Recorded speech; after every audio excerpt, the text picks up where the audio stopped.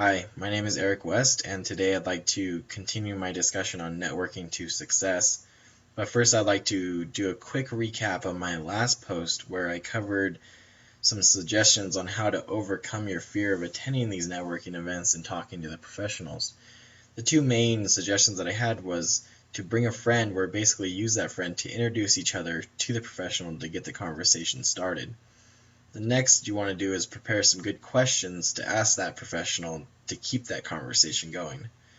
But there's a lot more that goes into making a networking session a successful one for you, other than just getting over the fear of talking with the professionals. Today I'd like to discuss a few other things that you should keep in mind when you are planning on attending your next networking event. The first is to dress for success. Like I stated in my blog for interview tips, you want to make sure to dress for the job that you want.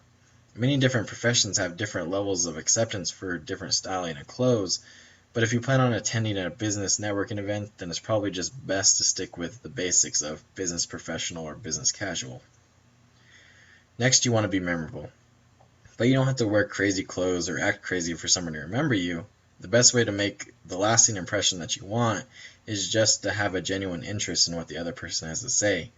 This is a good time to figure out what kind of help you can offer that person, and hopefully they will offer to help you in return. Next is to be yourself.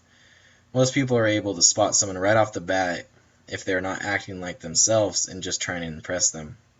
You don't have to be a fast-talking salesman to have a networking event go well.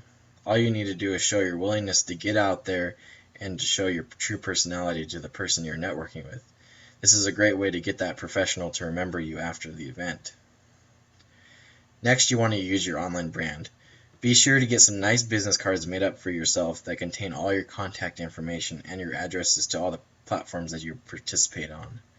This is very useful because most of the time your online brand contains a lot more information about you than you can get across in a short conversation. Giving the professional more ways to learn about you on their own time will give you an added advantage over the competition. Next, you want to stay in contact. Very soon after the networking event, you'll need to get in contact with the professionals that you exchanged information with. A simple thank you email or a continuation of the conversation you had will cement you as a good contact in their head. If they turn out to be a beneficial contact, then you should make sure to keep a continued relationship with them. You will need to plan another time to meet up with them in person to begin building a long-lasting and beneficial connection for the both of you. Networking is a lot more than just wandering around talking to people that you think you'll never talk to again. You need to do a lot more than that to make your networking experience successful. You want to build those lasting connections that can help you further your career either in the near future or down the road. If you would like to add to this blog post, please feel free to leave a comment below.